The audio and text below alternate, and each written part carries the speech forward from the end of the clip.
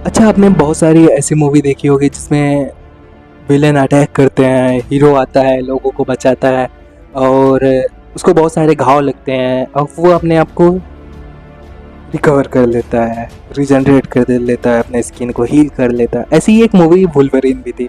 Wolverine में क्या होता है कि जब बॉम्ब फटता है तो वो आदमी क्या करता है कि मतलब उस आदमी को तो वुल्वरीन बचा लेता है, लेकिन फिर उसके बाद क्या होता है कि वुल्वरीन पूरा का पूरा जल जाता है। लेकिन बाद में वुल्वरीन अपने आप को हील कर लेता है, रीजनरेट करा लेता है अपने स्किन को।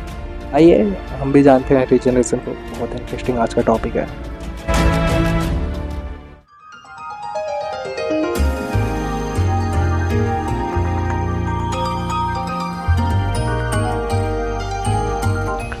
प्रणाम दोस्तों। आपको क्या लगता है एक आदमी जिसका अंग कट गया हो वो क्या दोबारा अपने उस अंग को ग्रो कर सकता है? और क्या रीजनरेशन जैसा कुछ हमारे बॉडी में भी होता है? और अगर होता है तो हम अपने कटे अंग को दोबारा ग्रो क्यों नहीं कर पाते? ऐसे कौन जीव हैं जो अपने अंग को दोबारा ग्रो कर लेते हैं? उनमें कैंसरस सेल और रीजनरेशन ऑफ ऑर्गन में क्या डिफरेंस होता है? क्या ये उतना ग्रो करते हैं जितना कि वो कटने से पहले थे, उससे ज़्यादा या कम नहीं? आखिर साइंटिस्ट रीजनरेशन कॉन्सेप्ट से क्या क्या ह्यूमन के लिए यूजफुल चीज़ें बनाई हैं? रीजनरेशन से संबंधित कॉलेज और बहुत कुछ आज की इस वीडियो में ये जानते हैं। रीजनरेशन दो शब्दों से मिलकर बना होता है, जिसका मतलब होता है री का मतलब होता है पुनः और जनरेशन जिसका मतलब होता है ग्रो करना। रीजनरेशन ग्रीक माइथोलॉजी में मेंशन है।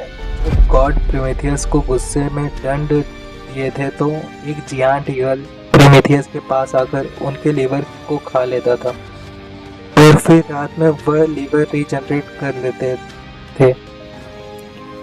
फिर ईगल आता और लीवर को खाता। इस तरह वो लंबे समय तक इस लोक में फंसे। जानवर अंग खो देता है तो सीधी सी बात है कि उसे अपना पूरा जीवन बिना उस अंग के बिताना होगा, लेकिन यह सालमेंडर स्पेशली एक्जोलोटस के केस में ऐसा नहीं होता है। इनके लिए रीजनरेशन कुछ समय का पीड़ा है। ये ऐसे जीव हैं जो न केवल 6 हफ्तों में पूरे अंग को वापस पा सकते हैं, बल्कि हार्ट और यहाँ तक कि ब्रेन के टिश्यू को भी रीजनरेट करा सकते हैं। तो यह वंडरफुल काम कैसे होता है, आइए समझते हैं। रीजनरेशन के बावजूद जो भी जीव होते हैं उन्हें कभी न कभी तो अपने अंग जैसे हाथ पैर को बढ़ाने की जरूरत होती है, अब वो चाहे गर्भ में हो या दुनिया में। यह लगभग एक उभार से शुरू होती है जिसे हम लोग लिम्फ बड कहते हैं। यह बड पुरानी सेल्स से भरी होती है जिसको हम प्रोजेनिटर सेल कहते हैं। मसल्स, कार्टिलेज, टेंडन और लिगामेंट आदि को यह आसानी से बना सकती है। इसमें से कुछ ऐसी पुरानी स्टेम सेल्स होती हैं जो स्पेशली सेल्स और टिश्यू को एक चैन बनाने का काम करती है, जबकि और सेल्स केवल स्टेम सेल से डिफरेंशिएट करती हैं। ये डिफरेंशिएट होती हैं और तेजी से मल्टीप्लाई करके लिम्फ बड बनाती हैं। नर्व और आसपास की कोशिकाएं धीरे धीरे आपस में मिलकर अंग का निर्माण करती हैं। कुछ समय बाद ब्लड सप्लाई का एक नेटवर्क बनता है जो ऑक्सीजन की सप्लाई को मैनेज करता है और अंत में जाकर यह स्मॉल बर्ड एक अंग का निर्माण करता है। एक्सोलोटस के साथ लगभग सारे सैलामेंडर अपने अंग को इसी तरह ही बनाते हैं। पर अनलाइक अदर एनिमल, इन जीवों की खासियत होती है कि ये जरूरत पड़ने पर ये इस प्रोसेस को दोबारा शुरू कर सकते हैं। मतलब यह कि अगर हमारे जैसे हाथ पैर जो होते हैं वो मतलब कि फुट में बन जाते हैं, सॉरी गर्भावस्था में जब रहते हैं तभी मतलब बन जाते हैं, लेकिन अगर हमारा हाथ कट जाता है तो वो दोबारा रीजनरेट नहीं कर सकता। पर ऐसा इन लोगों के केस में नहीं हो रहा है क्योंकि इनमें जरूरत पड़ती है तो ये प्रोसेस दोबारा शुरू हो जाता है। मान लो कोई एक सैलामेंडर का अंग कट जाता है तो होता क्या है कि आसपास की जो स्किन सेल्स होती हैं वो तेजी से घाव की सरफेस पर फैल जाती हैं। स्किन की यह लेयर को हम लोग वुंड एपिडर्मिस कहते हैं। एक बार यह बनने के बाद यह स्किन स्टम्प डिफरेंशिएट करने का सिग्नल देती है। यह सिग्नल फुल्ली डेवलप ऑर्गन के टिश्यू की सेल्स से लेस स्पेशली सेल्स वहां पहुंचा देती हैं। इसी समय जो पेरिफेरल नर्वस सिस्टम होता है वह सैलामेंडर के पूरे शरीर में स्टेम सेल्स को एक्टिवेट कर देता है। मोस्टली जो मल्टीसेलुलर ऑर्गेनिज्म होते हैं उनमें यह असंभव होता है ऐसा कर पाना। जो कि peripheral nervous system stem cells को एक्टिवेट करती है वो मल्टीसेलुलर ऑर्गेनिज्म में ऐसा नहीं होता। स्टेम सेल्स होती हैं वो आमतौर पर समय के साथ अपने पावर को खो चुकी होती है। जो मल्टीसेलुलर ऑर्गेनिज्म होते हैं उनमें तो बेसिकली जो पावर होता है रीजनरेशन करने की जो क्षमता होती है वो खो जाती है। पर ऐसा सैलामेंडर के केस में नहीं होता है। उनमें जब घाव लगता है जिससे स्टेम सेल्स को राइट सिग्नल मिलता है तो वो एक्टिवेट हो जाती हैं और मल्टीप्लाई करना शुरू कर देती हैं। साइंटिस्ट को अभी तक यह पता ही नहीं है कि स्टेम सेल्स और पुरानी डिफरेंशिएट सेल्स का रेशियो रीजनरेशन में कितना लगता है। लेकिन हम यह जानते हैं कि ये कोशिकाएं एक साथ मिलकर इस प्रक्रिया का इंपॉर्टेंट पार्ट बनती है और इस चीज को हम लोग ब्लास्टेमा कहते हैं। यह स्ट्रक्चर एक लिम्फ के समान होती है। प्राइमरी डिफरेंस इसमें यह होता है कि ये पूरी तरह नए होने के बजाय रिसाइकल, रिपर्पस और पोटेंशियली रिजर्व सेल से बना होता है। इसके अलावा ब्लास्टेमा और लिम्फ बट का एक टास्क होता है कि हजारों नई सेल्स बनाना जो उनके ऑर्गेनाइज्ड अंग के लिए जरूरी होती हैं, जो muscle, bone, skin and nervous tissue में स्टेब्लिश हो जाएं। जैसे जैसे यह प्रोसेस आगे बढ़ता है, चोट की जगह पर नर्व और ब्लड वेसल फैलने लगते हैं, जो कि न्यूट्रिशन और ऑक्सीजन प्रोवाइड करते हैं। ओवर सेवरल वीक ये जो ट्रांसल्यूसेंट स्किन होते हैं वह एक अंग में बदल जाता है, और जब यह प्रोसेस एक बार पूरा हो जाता है तो न केवल अंग सैलमेंडर के बाकी हिस्सों के समान होता है, बल्कि वहां पर निशान ही नहीं होता। घाव और रीजनरेशन के बीच का संबंध इस प्रोसेस के कई रहस्यों में से एक है।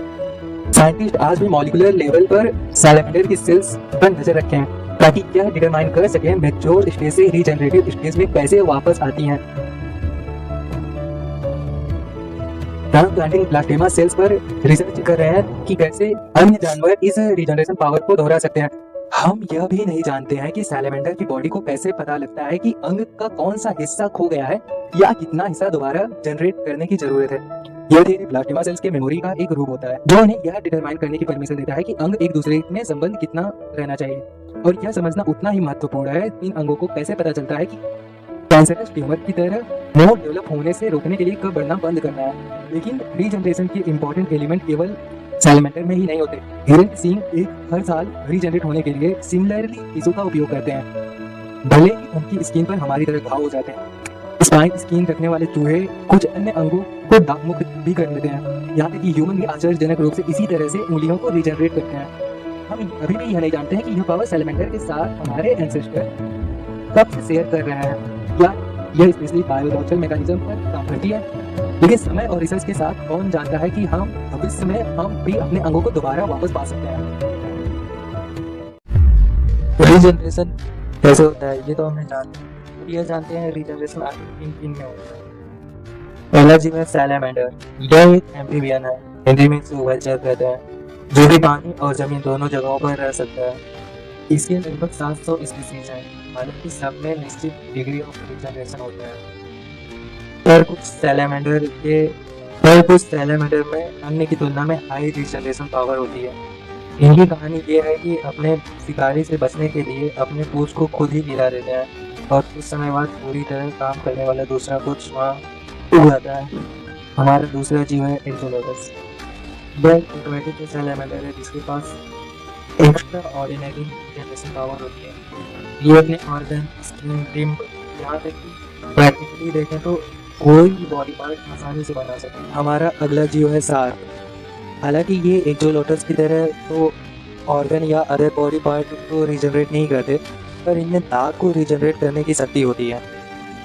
पूरी तरह दाग को तैयार होने में कुछ दिन या कुछ महीने लग सकते हैं। अगर यह जान जाए कि यह कैसे रीजनरेट होता है तो उस दांतों के इलाज में रिवॉल्यूशन ही हो जाएगा। इनके दांत कुछ इस तरह होते हैं। अगला और मेरा फेवरेट जीव है स्टारफिश। मेरा फेवरेट इसलिए ये देखने में प्यारा लगता है और इसकी फिजियोलॉजी मुझे बहुत ही अट्रैक्ट करती है।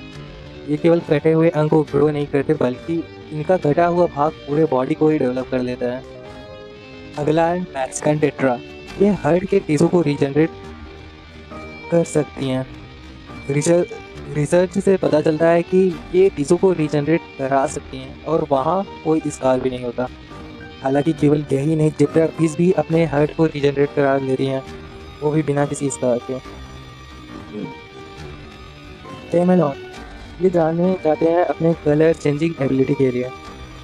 उसके साथ ही रीजनरेट भी कर सकते हैं अपने पूंछ और अंग को, यहाँ तक कि ये अपने डैमेज नर्व और स्किन को भी रीजनरेट प्रोसेस के दौरान ग्रो कर लेते हैं। फिर है स्पाइन माउस। ये कॉम्प्लेक्स रीजनरेट करा लेते हैं अपने स्किन को, वहाँ हेयर फॉलिकल, स्वेट ग्लैंड ये सब को ग्रो कर लेते हैं, जिससे इनमें कोई भी स्कार नहीं बचता और स्कार की जगह पे बाल उग आते हैं। चलिए अब ज़रा हम लोग आगे बढ़ते हैं और जानते हैं कि साइंटिस्ट किस तरह रीजनरेटिव प्रोसेस पर रिसर्च करके मेडिकल लाइन में रिवॉल्यूशन लाए हैं। मैं आपको कुछ समरी दे देता हूँ। इसकी शुरुआत 1950 से शुरू हुई थी। 1954 में पहली बार ह्यूमन किडनी ट्रांसप्लांट की गई। इसकी जोसेफ मरी ने परफॉर्म किया था। 1960 में बोस्टन रिसर्चर जो थे उन्होंने स्किन और कार्टिलेज को रीजनरेट किया। 1979 में Epicel is improved a first cell based product. 1961 में एपालीग्राफ इन्वेंट हुआ था। 1998 में एम्ब्रियोनिक स्टेम सेल से लैब में ग्रो कराया गया। एम्ब्रियोनिक स्टेम सेल को लैब में ग्रो कराया गया था 1998 में। 1999 में विलियम हैसलिन ने रिजनरेटिव मेडिसिन का नाम सजेस्ट किया था। 2004 में स्टार्टअप और कंपनियां इस क्षेत्र में डोमिनेंट हुई। 2006 में फर्स्ट इंजीनियर टिश्यू इम्प्लांट हुआ। अच्छा, आपको ऐसा लग रहा होगा कि रीजनरेशन मेडिकल में 2004 में स्टार्टअप क्यों इतने डोमिनेंट हो गए। आखिर रीजनरेशन मेडिकल क्या कर सकती थी, क्या क्या आगे इसके रिसर्च किया जा सकता है। पहले शुरुआत करते हैं। पहला था जो हीलिंग प्रोसेस है, यह रीजनरेशन की स्टडी से ही साइंटिस्ट ने पाया। हीलिंग से याद आया, अगर आपने हीलिंग प्रोसेस को जानना चाहते हैं तो हम मेरे वीडियो वुंड हीलिंग को जरूर देखें, लिंक इन द डिस्क्रिप्शन। चलिए टॉपिक पर वापस आते हैं। जो प्रोसेस पाया गया इसके नॉलेज से, ये जो हीलिंग प्रोसेस था जो पाया गया इसके नॉलेज से बहुत सारी थेरेपी डेवलप की जो हीलिंग प्रोसेस को फास्टर और मोर इफेक्टिव बनाती है। दूसरा है ट्रीटिंग ऑफ क्रोनिक डिजीज, जैसे हार्ट डिजीज, डायबिटीज, ओस्टियोआर्थराइटिस। ये लगातार टिश्यू और ऑर्गन के पतन के कारण होती हैं। रीजनरेशन मेडिकल का एम यह है कि कुछ ऐसी थेरेपी डेवलप की जाए जिससे यह पतन रिवर्स हो जाए और ये अपने इस कार्य को रिस्टोर कर ले। तीसरा है ओवरकमिंग ऑर्गन शॉर्टेज, कि जो हम देखते हैं ना कि ऑर्गन ट्रांसप्लांट होता है, उसे पहला चैलेंज यही होता है कि डोनर ऑर्गन का मिलना बहुत मुश्किल होता है। कई बार तो पेशेंट मर जाते हैं डोनर की तलाश में। ऐसे में टिश्यू इंजीनियरिंग और ऑर्गन रीजनरेशन एक वरदान साबित होगी। हालांकि यह संभावना है, इन सबसे क्रिएट की गई टिश्यू ऑर्गन को रिपेयर किया जा सकता है, जिससे डोनर के ऊपर मॉड्यूलेशन। रीजनरेशन मेडिकल में यह एक्सप्लोर कर रहे हैं कि किसी तरीके से हम स्टिमुलेट कर सकें कि बॉडी खुद ही अपने आप को रिपेयर कर सके, मॉड्यूलेशन ऑफ इम्यून सिस्टम के द्वारा। आर्टिफिशियल ऑर्गन, अगर कोई ऑर्गन फेल हो जाता है और रिप्लेसमेंट के लिए ऑर्गन अवेलेबल नहीं है, तो ऐसे में ये टेक्नोलॉजी उसे सपोर्ट कर सके। इसका एग्जांपल है आर्टिफिशियल किडनी। इसका एग्जांपल है आर्टिफिशियल किडनी और वीएडी, वेंट्रिकुलर असिस्ट डिवाइस।